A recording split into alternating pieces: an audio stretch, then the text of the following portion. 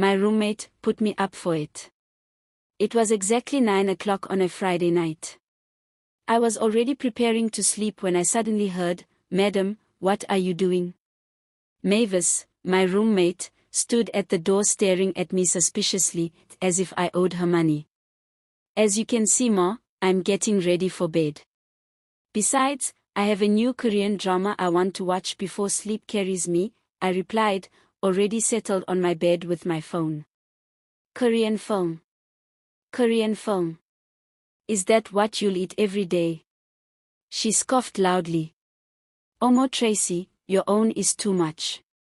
They're supposed to give you an award for all these movies you watch," Sandra chipped in. "She's also my roommate. 3 of us share one room."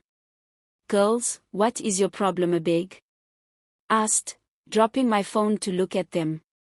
"Why are you tackling me tonight?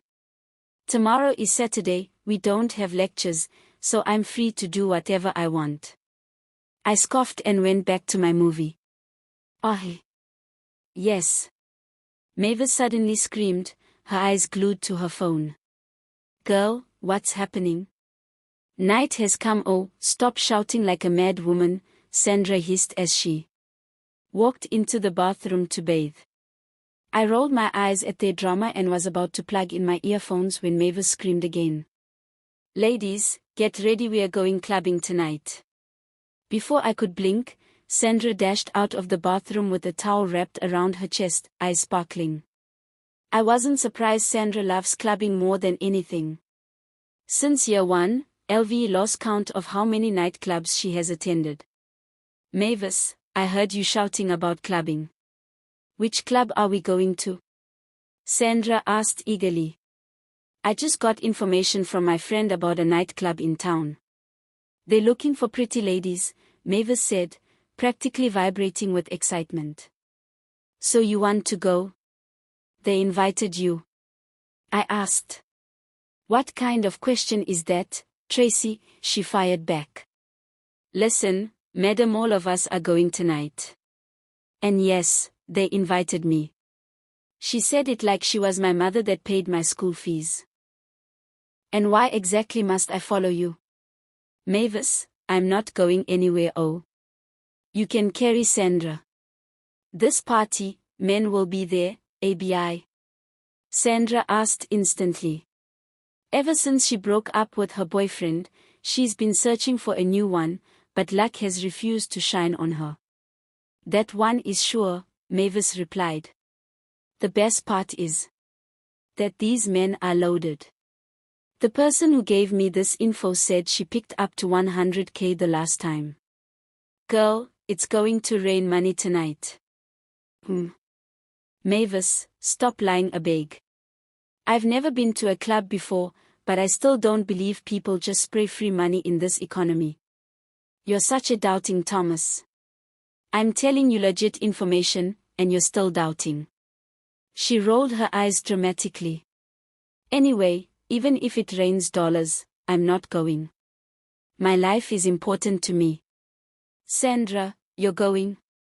asked. "Me? I'm already there in my mind.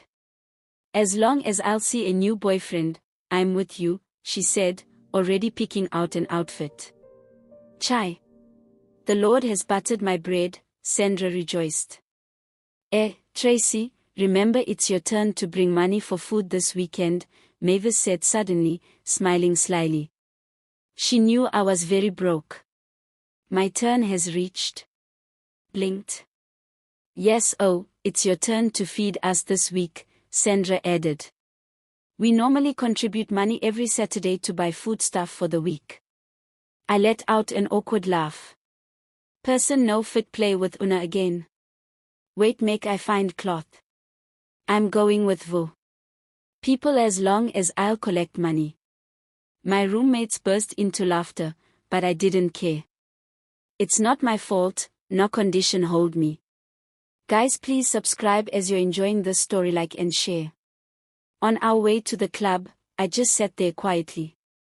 My roommates were busy chatting, laughing, hyping themselves full of excitement. Meanwhile, I couldn't even form a sentence.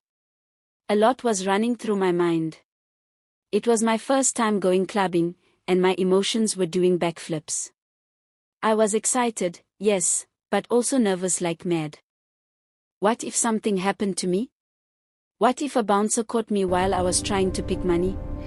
What if I mistakenly got drunk and ended up with one random guy I didn't even know? Worst part, didn't even know how to drink. My head was just full.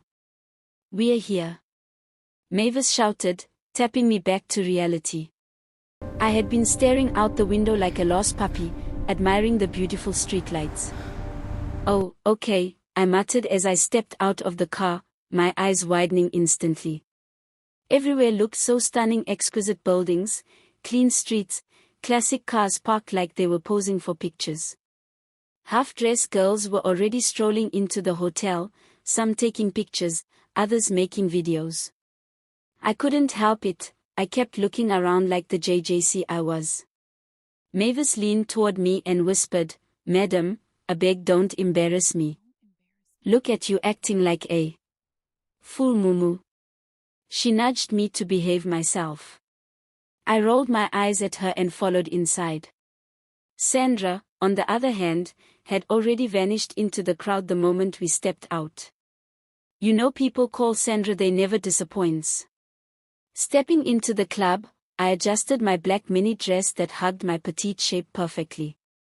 My white heels clicked softly on the floor as the dim lights highlighted my fair, glittering legs. My cleavage was sitting up boldly, my fair chest practically greeting the world. If not for the shy look on my face, you would swear I'd been a regular club girl all my life. Since we arrived a few minutes past midnight, the club wasn't fully packed yet. The DJ was already setting the mood, playing loud jams, and people were slowly catching the vibe.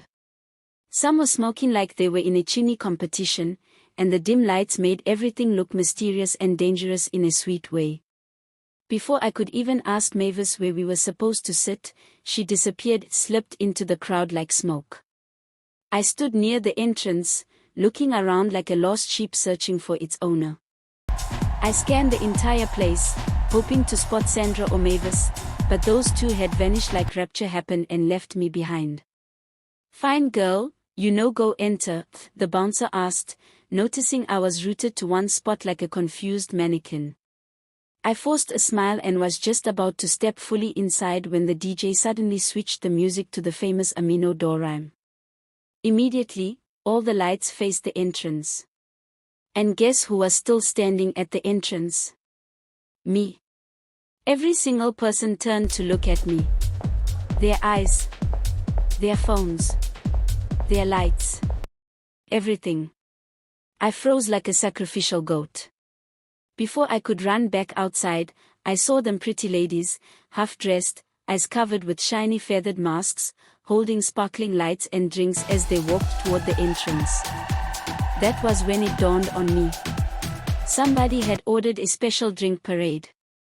And unfortunately for my shy self, I was standing right there in the middle of their spotlight. I could feel a few stares from some guys' eyes roaming all over me like I was fresh prey they couldn't wait to devour.